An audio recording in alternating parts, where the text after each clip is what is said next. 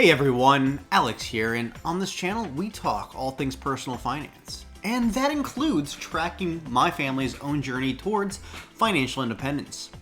Something we'll be returning to today. It's truly hard to believe, but we're already into June. And as we move into a new month, on this channel that can only mean one thing. It is time for our monthly net worth update. These are my absolute favorite videos to make, even though, this month was expensive. If you can relate, be sure to hit the like button to sympathize with us. Nonetheless, let's see how we did. As always, when discussing our net worth, we're taking a total stock of actual values of our assets, all of the cash, investments, and high value items such as our car and home, and compare them to the liabilities that we have, debts we owe on our mortgage, car, student loans, and so on. Net worth is simply the difference between these values, a simple equation of what you own minus what you owe. Now, you may be wondering, why are you making these videos? And ultimately, there's a few reasons that come to mind. But first and foremost is really to keep myself and my family accountable. Tracking our finances has really helped us to stay the course up until now, staying motivated to tuck away just a little extra, while simultaneously allowing us permission to open our wallets, content in the knowledge that we are doing what we need to secure our financial future. I also hope that this can motivate others to identify their own goals and do the same with their own finances. Not to mention, we've been really lucky thus far and haven't encountered any disastrous months in the market, at least here on YouTube. So when those do come, I fully intend to commiserate with all of you. Overall though, May was much less exciting than April, where we received an extra paycheck, our tax return, and even an unexpected bonus from work. This past month was more of the standard fare. 2 paychecks, no bonuses, no unexpected windfalls. So as per usual, let's start with our assets. Like the past several months, we've seen no real changes in our home, car, or emergency fund. Cash actually decreased by over $1,600 this month to around $79,500. This is actually quite great, as we're still sitting on far too much cash overall. But while I certainly don't want to simply spend this money, much of the decrease here was actually due to overfunding of our investments. Our after-tax brokerage account had a decent month, growing by nearly $700, even after excluding contributions that we made, which ended the month at slightly over $45,000. And then we get to the negatives. Our HSA was completely wiped out this month. I mentioned before in previous videos that we were planning to do IVF this year, and that bill has come due.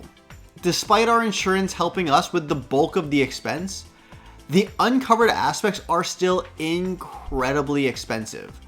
So this dropped $3,600, ending the month with $440 after a couple of contributions brought it up from zero. Moving on to our retirement accounts, this month was pretty quiescent given the account balances, but we did actually manage to cross the ever-challenging $100,000 threshold in my company 401k, bringing the total for all of our retirement accounts to $120,200. They say the first 100k is the hardest, and I'm planning to put that to the test, monitoring how quickly we can reach each 100k in this account.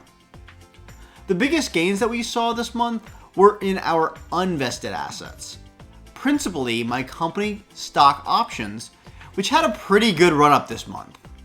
All in all, these assets nearly caught up to our retirement accounts, increasing by $15,200 to a total of nearly $114,000.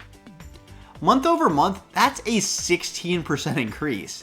Now, if only we could see that every month. If assets were all there were to net worth, we would be so close to reaching our short-term goal. Taken together, our assets grew to $987,000, an increase of $18,500. Unfortunately, less than $3,000 of that was actually in our vested accounts. If we discount the unvested assets, our assets are sitting at $873,300. Although it's unlikely we'll continue to see this growth consistently, fingers crossed that the market cooperates, because if it does, we could cross that $1 million level as early as next month. But shifting gears, let's look at our liabilities, which unfortunately this month are pretty ugly.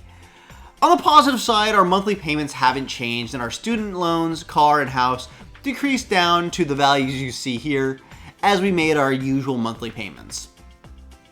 By the nature of these loans, every month the paydown is ever so slightly higher, as the lower balance means slightly less interest is accruing. However, I'm pretty sure I've already mentioned that IVS is expensive. Well, it turns out it's really expensive. Even after draining our HSA, we had a significant balance to pay. Add to that the trip we took, and we have our most expensive month to date. We did actually manage to stem the bleeding somewhat, paying for the hotel with Marriott points, but nonetheless splurged on tours and food and experiences while we were there. Certainly not something we do every day, but well worth the price.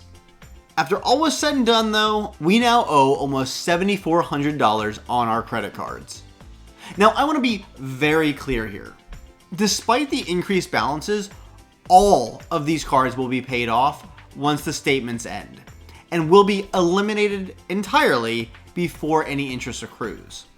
All of these balances were racked up this past month, and none of this credit card debt will be carried month to month.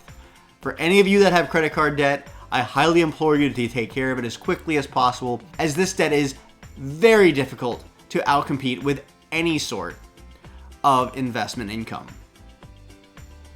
So what does this all mean? Well, our total net worth, including our unvested assets, rose by more than $15,000, which brings our grand total to over $508,100. It feels so good to cross that $500,000 milestone. However, this month it is not all good news. With so much of the asset gains that we saw, specifically in our unvested accounts, if we only look at the assets that we truly own, our net worth actually went down this month by almost $650, ending at just shy of $395,000. And that is despite our investments actually growing modestly. So while nothing to freak out about, obviously this month's spending falls outside of what we can afford normally. Looking at our short and long-term goals, we'll see that with this month's gain, we have actually crossed the halfway mark to our goal of reaching $1 million in net worth by age 40. And as our long-term goal to reach financial independence is 4 times that of our short-term goal, we are just over 12.5% of the way towards that goal. So moving right along, a nice increase month over month, and hopefully we can keep up this pace. Looking at things year to date, outside of my stock options, this month was pretty flat overall. Our vested balances, which excludes our home, car, and unvested assets of course, was up ever so slightly to $277,000. Hopefully next month will be better, but there's still some additional costs associated with IVF treatments, so we may still have another month upcoming with higher spending. But I'm now hoping we'll actually be able to cash flow these expenses rather than paying out of savings. At the end of the day though, it's 6 of one, half dozen of the other, as money is fungible. What this just means is our saved dollars are the same value as our earned dollars, but I'm hoping we can meet our savings goals and add this expense to this year's budget. We'll see how we do. With that, I'll go ahead and leave it there. Thanks for sticking with me to the end. Be sure to like, comment, share, and subscribe. Do all of the normal YouTube things. We've got a ton of videos exploring financial independence, financial rules of thumb, savings, and retirement, not to mention our month-by-month updates to our net worth, budget, and investments.